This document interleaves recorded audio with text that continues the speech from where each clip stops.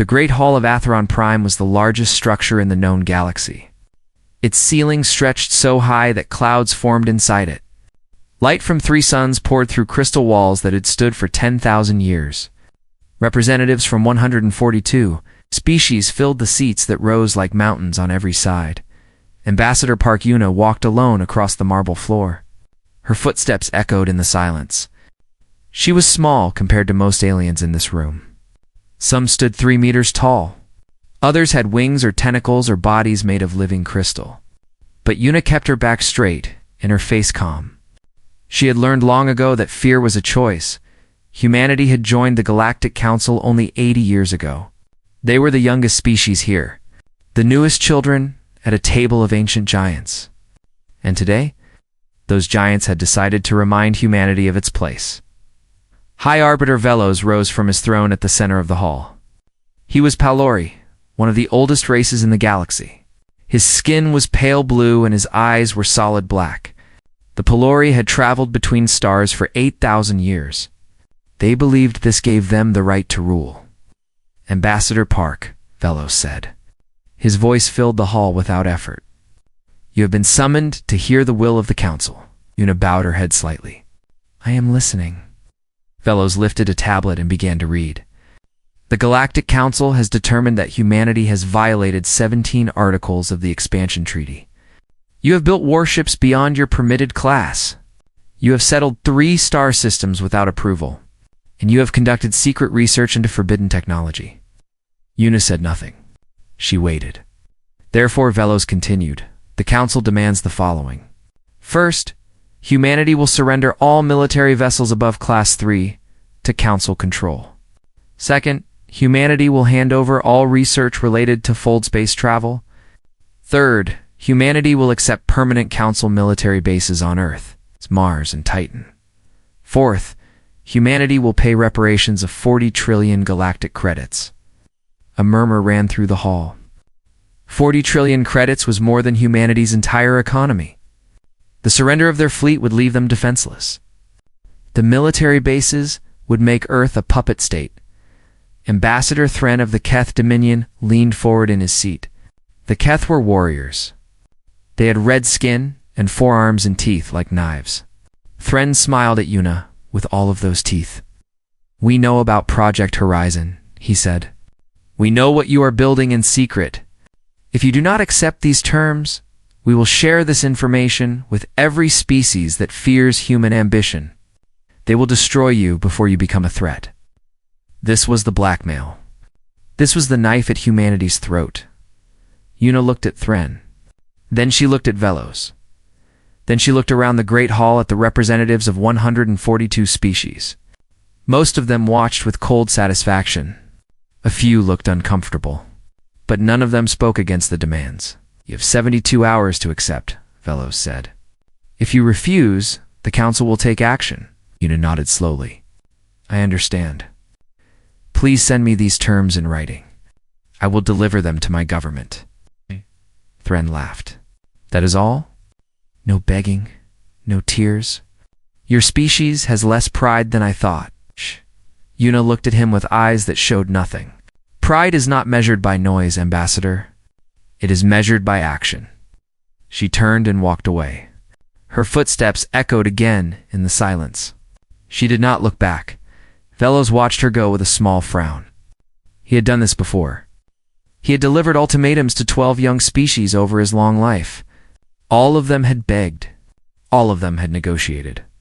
All of them had surrendered in the end. But this human woman had shown no fear at all. She is in shock, Thren said. They will crawl back to us within the day.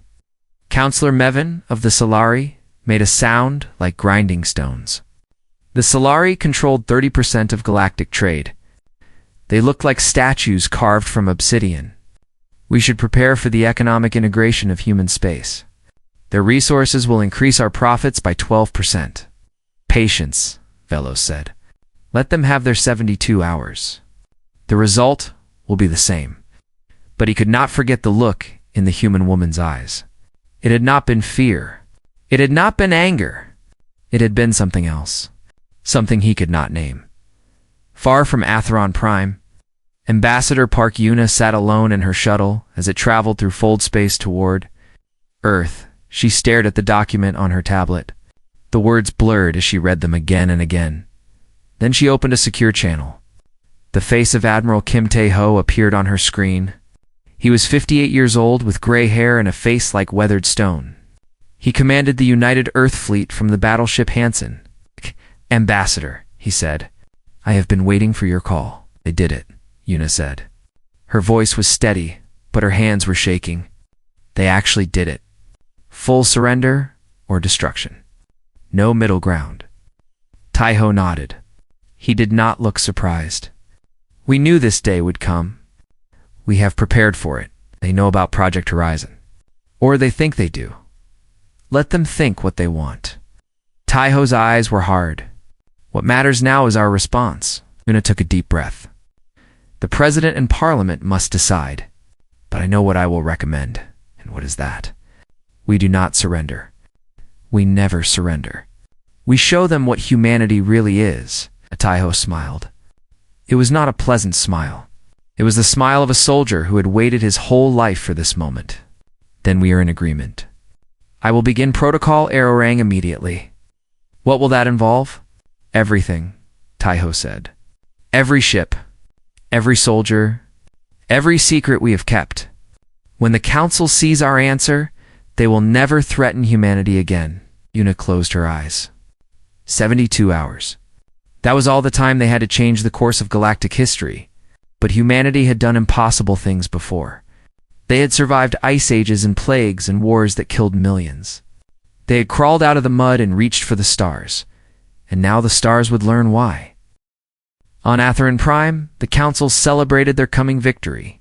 In the grand halls and private chambers, representatives of ancient species drank rare wines and made plans for humanity's future. A future where humans would serve, not lead.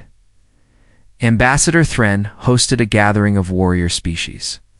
The Keth Dominion had conquered 12 worlds in their history. They understood power. They understood fear. And they believed humanity would break like all the others. "I give them 20 hours, Thren said, raising a glass of something that glowed purple. 20 hours before their leaders come crawling back to beg for mercy. "You are generous," said a general from the Vorn Collective. "I say 12. They laughed together. The sound was ugly. In another part of the station, Counselor Mevin met with Silary traders. They spread maps of human space across a table made of polished metal. Each planet was marked with its resources. Each asteroid belt was valued in credits. Earth alone was worth 3 trillion. "We will need to establish processing facilities on Mars first," Mevin said. "The humans have already done the hard work of making it livable. We simply take over." "What about the human workers?" a trader asked. "They will work for us. At reduced wages, of course. They have no choice." The Silari did not smile. Their stone faces could not move that way. But there was satisfaction in their voices. Deep in the archives of Atheron Prime, an old Pelori named Elderson sat alone among ancient records. She had lived for 2,000 years. She had seen empires rise and fall. She had watched the Council crush species after species, always with the same excuses. They were too aggressive. They were too ambitious. They were too dangerous. Sin pulled up records of the last species that had refused the Council.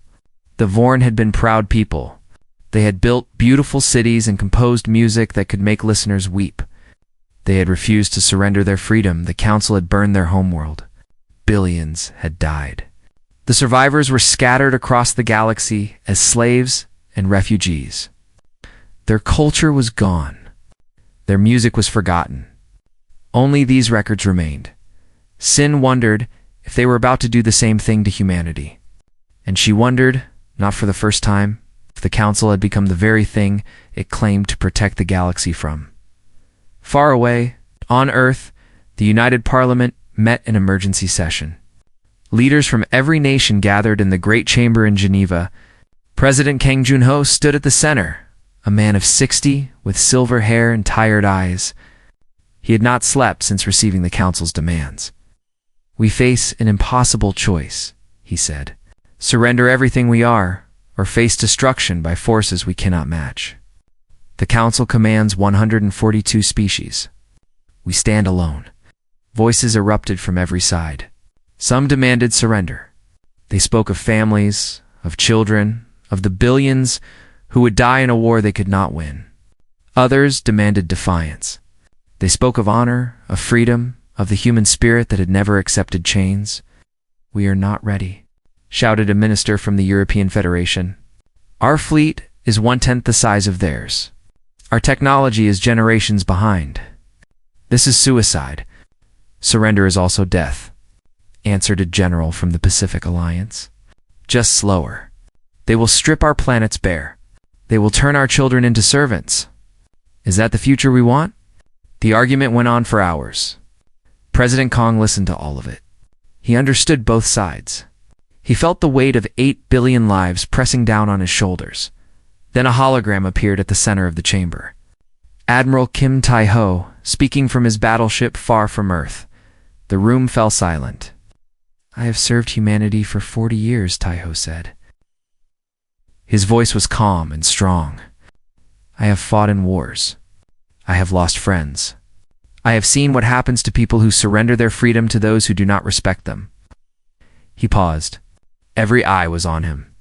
The Council does not want peace. They want submission. If we give them our ships, they will take more. If we give them our science, they will take more. If we let them put bases on our worlds, we will never be free again. This is not a negotiation. This is a test. And I believe humanity does not fail tests. "What would you have us do?" President Kang asked. "Trust me," Tai-ho said. "Trust our soldiers and scientists and engineers.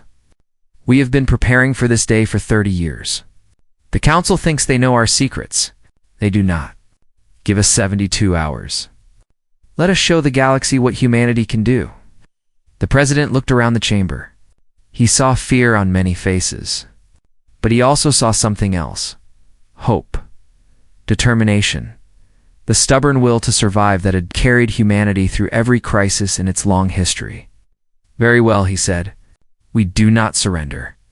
We never surrender." Across human space, ships began to move.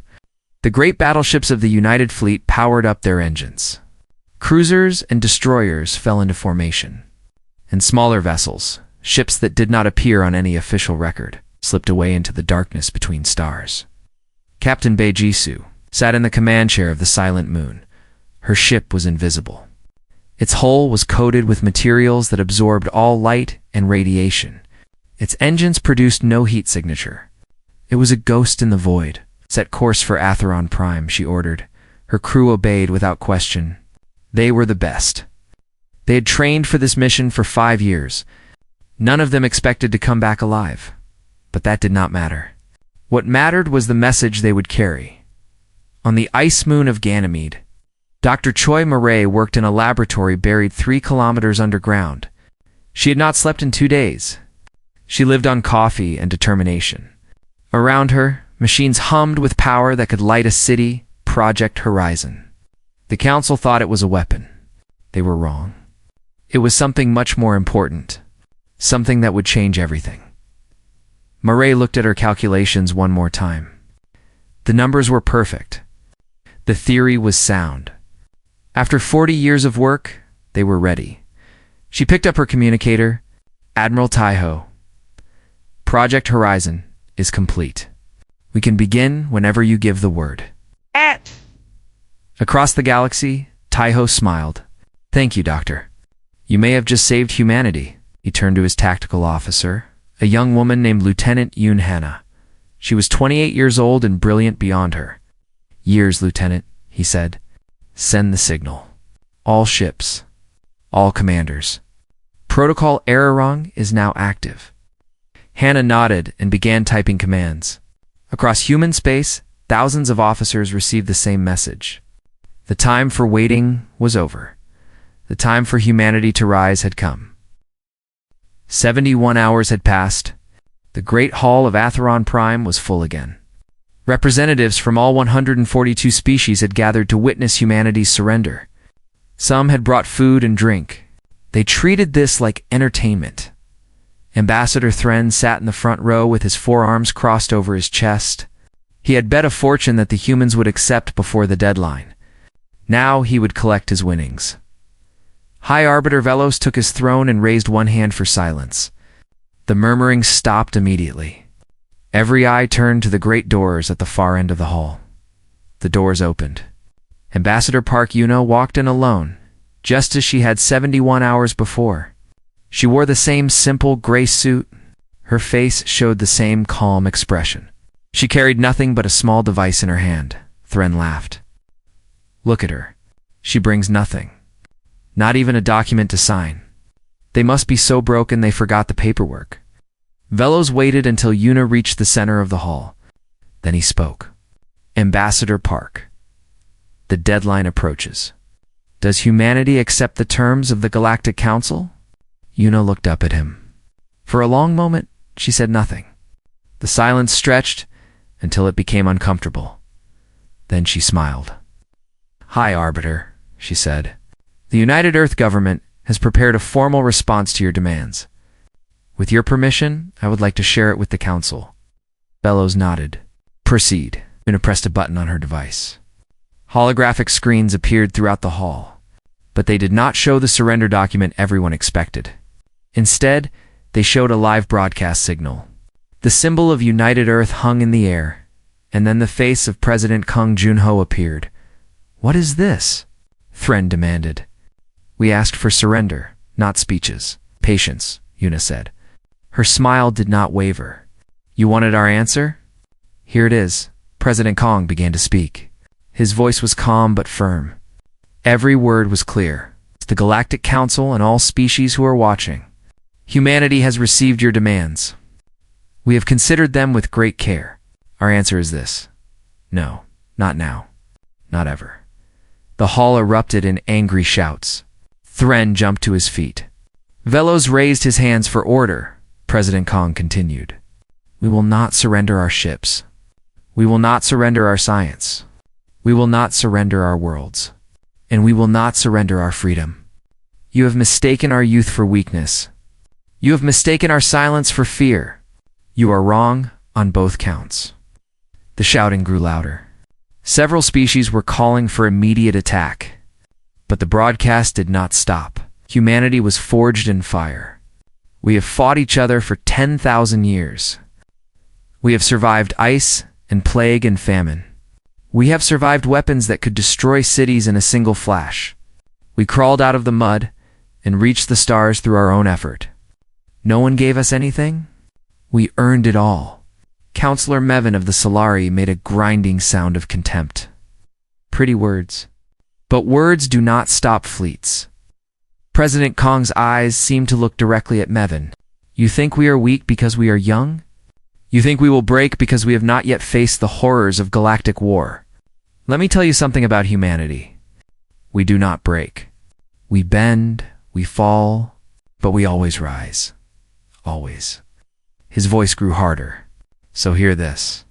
Any species that moves against Earth or her colonies will face the full might of humanity united. Any ship that fires on our people will be destroyed.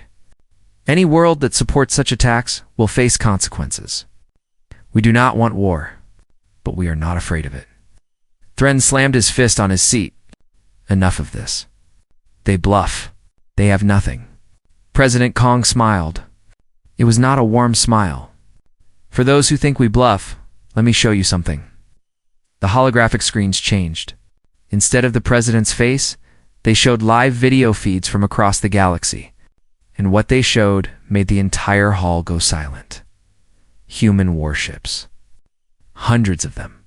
Emerging from fold space near every major council homeworld simultaneously, the Pelori homeworld, the Keth homeworld, the Solari trade stations. Everywhere. At once. Impossible, Velos whispered. His face had gone pale. The feeds continued.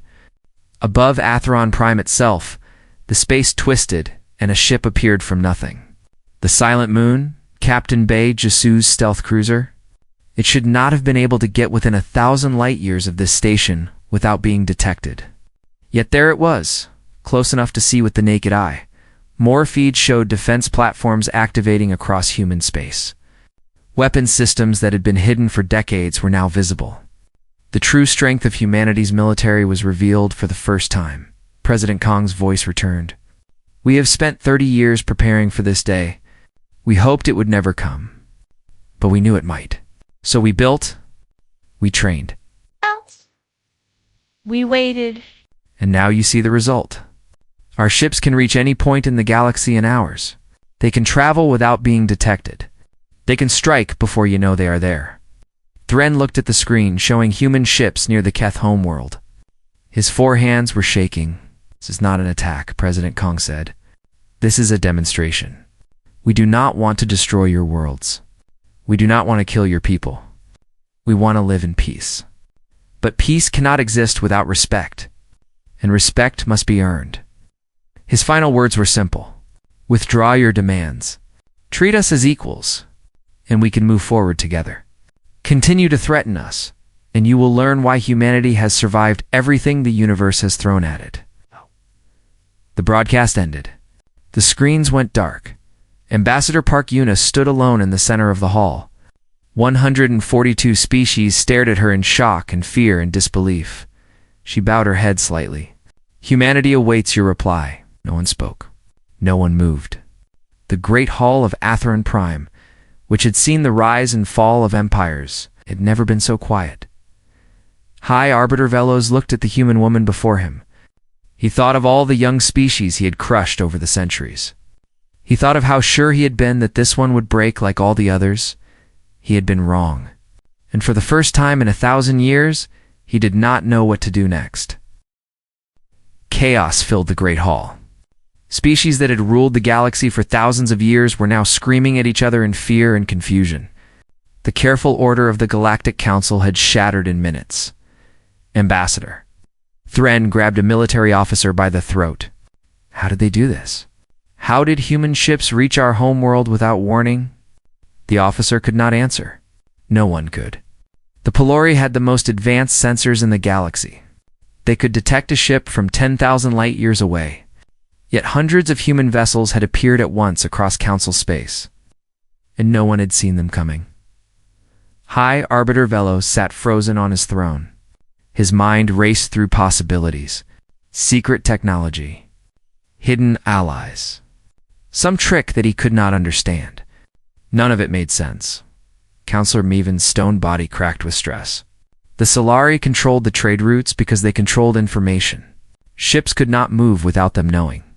But humans had moved everywhere at once. If this was real, the Solari's entire power base was worthless. We must attack now, Thren shouted. He had released the officer and was addressing the full council. Before they grow stronger. Destroy Earth. Destroy their colonies. End this threat forever? And then what? A voice asked. It was Elderson, the ancient Pelori historian. She rose slowly from her seat. She had not spoken in the council for 200 years. Everyone turned to look at her. We attack their homeworld, Sin said. We kill billions of their people. And then their ships, which are already positioned near our homeworlds, destroy us in return. Is that your plan, Ambassador Thren? Thren's red face grew darker. They would not dare, would they not? Sin walked down toward the center of the hall. Her old bones creaked with each step. You heard their leader? You saw their ships? Does that look like a species afraid to fight? They are bluffing. They must be. Tell that to the crew of the vessel floating above us right now. Sin pointed upward. Everyone knew she meant the Silent Moon. That ship appeared from nothing. It could destroy this station before we could send a single warning, and yet it does not fire. Why? No one answered. SYNN continued. Because they do not want war. They never wanted war. We threatened them. We tried to enslave them. And still, they show restraint. Perhaps we should ask ourselves why we forced them to this point. Thren spat on the floor. You speak like a human lover. Are you a traitor to your own kind?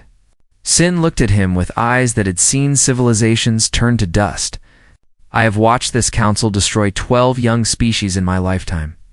The Vorn, the Ketheri, the singing people of Melos 5, all of them proud. All of them promising. All of them gone because we feared what they might become.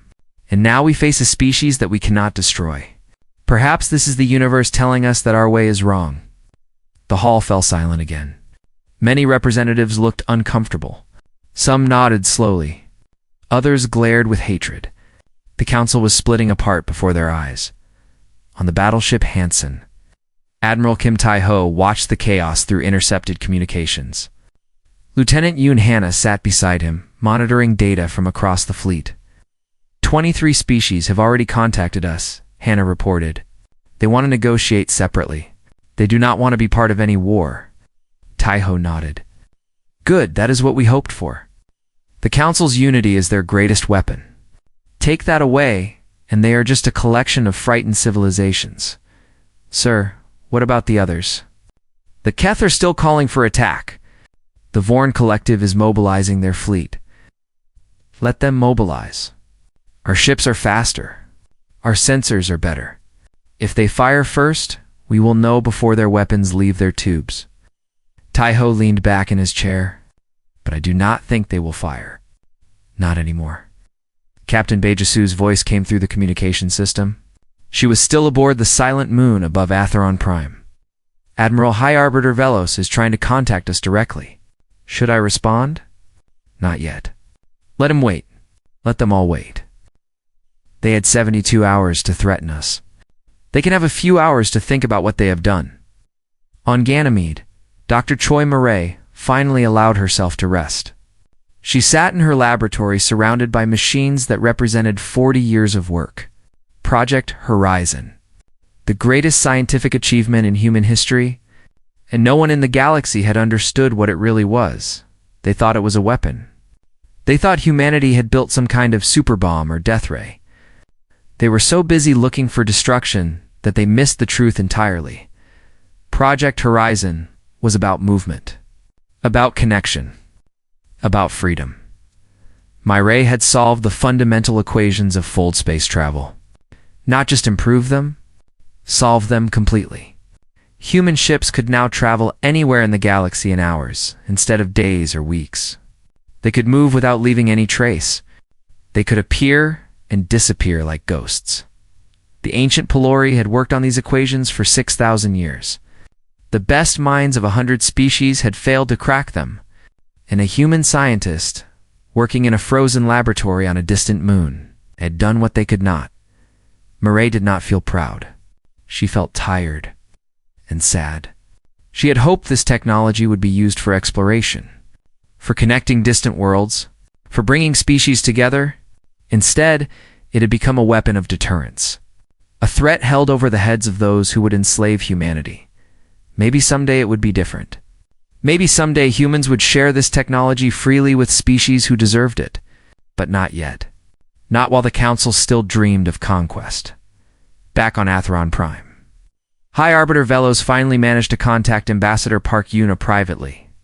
They met in a small chamber away from the chaos of the main hall. Velos looked older than he had 2 days ago. The weight of failure pressed down on him. How did you do it? He asked. How did humans advance so far so quickly? Yuna shook her head. That is not the question you should be asking. Then what is? You should be asking why this was necessary. Why did the Council threaten a peaceful species? Why did you try to steal our future? We asked for nothing but respect. We offered nothing but friendship. And you answered with blackmail and threats of destruction. Velos was silent for a long moment. It is how things have always been done. Young species are dangerous. They grow too fast. They disrupt the balance. We learned this lesson long ago. You learned the wrong lesson. Yuna's voice was soft but firm. You learned that power means control, that safety means fear. But humanity learned something different. We learned that diversity makes us stronger, that cooperation beats domination, that the greatest civilizations are built by lifting others up, not pushing them down. Pretty words, Velos said. But your ships are still positioned at our homeworlds. Your weapons are still armed. Is that not also power through fear? Yes, Yuna admitted, because you gave us no choice. But here is the difference. We do not want to keep things this way. We want peace. Real peace. Between equals. Fellows looked at her for a long time. He had ruled the council for 300 years. He had seen countless negotiations. But he had never met anyone like this human woman who stood before empires without flinching. "What does humanity want?" he asked finally.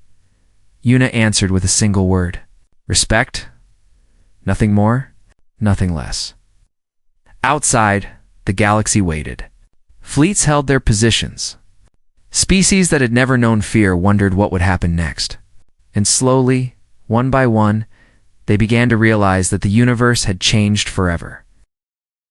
6 months had passed since the day humanity gave its answer.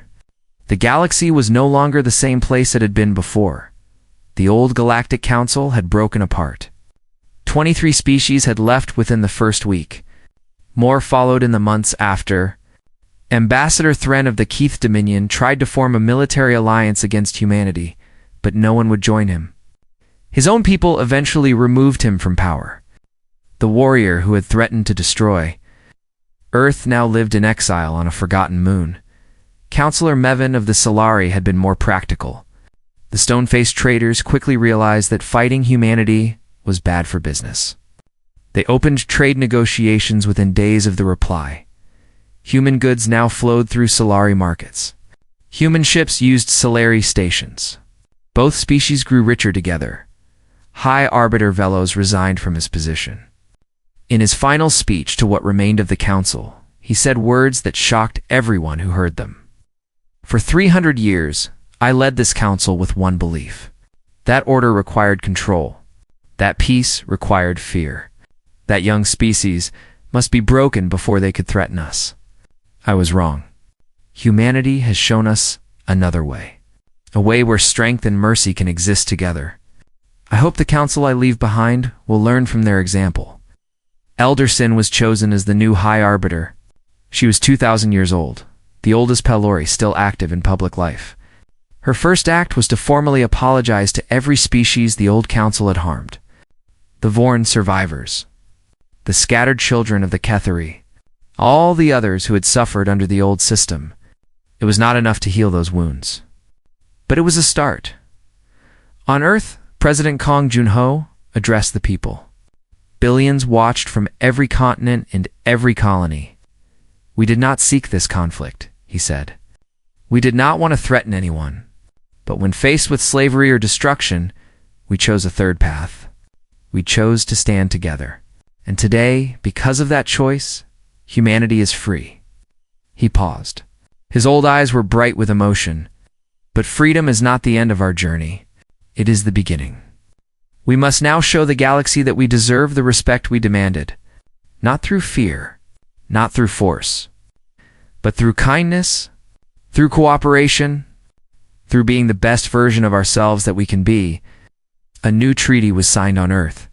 They called it the Soul Accords, named for the city where the final negotiations took place. It recognized humanity as a full equal among the spacefaring species. No more restrictions on ships or technology.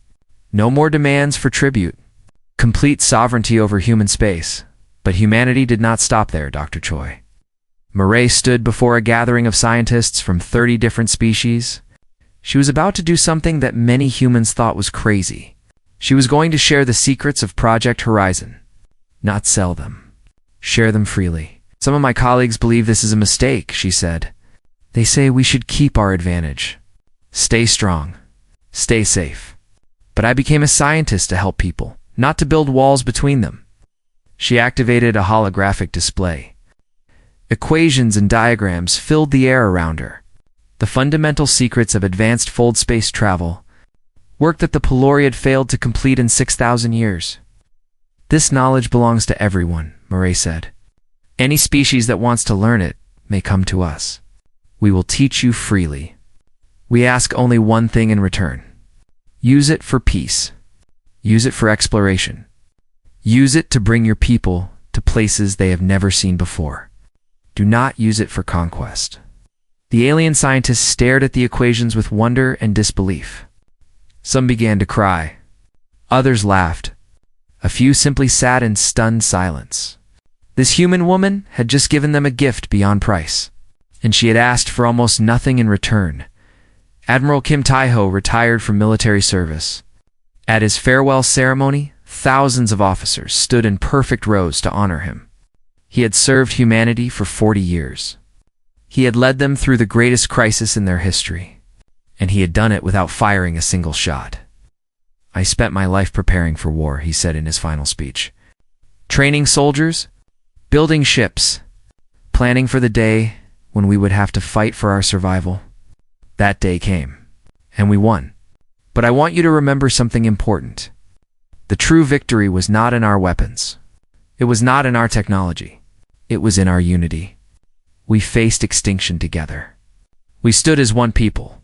That is what saved us. And that is what will carry us forward. Ambassador Park Yuna became the first human to sit on the reformed Galactic High Council. She worked beside Elderson to build new rules for how species would treat each other. Rules based on respect instead of fear. Cooperation instead of control. Captain Bei Jusu was promoted to admiral. She was given command of a new fleet, not a war fleet, an exploration fleet. Ships designed to go beyond the edges of known space, to find new worlds, to meet new civilizations, and to offer them friendship first. Lieutenant Yoon Hana joined her crew as Chief Tactical Officer. The young woman who had helped coordinate humanity's greatest bluff was now charting courses to places no one had ever seen. Where do we go first? Hannah asked as they prepared to leave Earth for the last time. Admiral Jisoo smiled. Everywhere. We go everywhere. Their ship, the New Dawn, slipped into fold space and vanished among the stars. On Earth, a small town in Korea, an old woman sat on her porch and watched the night sky. Her name was Shin Bora. She was 87 years old. Her husband had been Admiral Kim Tai-ho, who had died peacefully in his sleep 3 years after his retirement. A young girl ran up and sat beside her. This was her granddaughter, bright-eyed and full of questions. The child looked up at the stars with wonder. "Grandmother," she said, "were you scared? When the aliens threatened us?" Bora smiled. She remembered those days well. The fear that had gripped the world. The uncertainty. The long nights when she had not known if her husband would come home. "I was scared sometimes," she admitted. "Everyone was. But I was not scared for long. Why not? Because I knew what we are. Humans do not break. We bend, we struggle, we fall down, but we always get back up. Always. We have done it for 10,000 years. We will do it for 10,000 more." The little girl thought about this. Then she pointed at a bright light moving across the sky. A ship, heading outward toward unknown space. "Where are they going?" She asked. Bora put her arm around her granddaughter. "They are going to make friends. To find new people and new places. To show the universe what humanity can be. Will I get to go someday? Maybe if you work hard and dream big and never give up. The stars are open to us now. The whole galaxy is waiting." The little girl watched the ship until it disappeared. Then she looked at her grandmother with determination in her young eyes. "I want to go," she said. "I want to see everything." Bora laughed softly. It was the laugh of someone who had seen her species go from slaves in waiting to partners among the stars. The laugh of someone who knew that the best days of humanity were not behind them, but ahead. "Then you will," she said. "Humanity always finds a way. We always have. We always will." Above them, 1 billion stars burned in the darkness. And somewhere out there, among those distant lights, the children of Earth were just beginning to discover what they could become.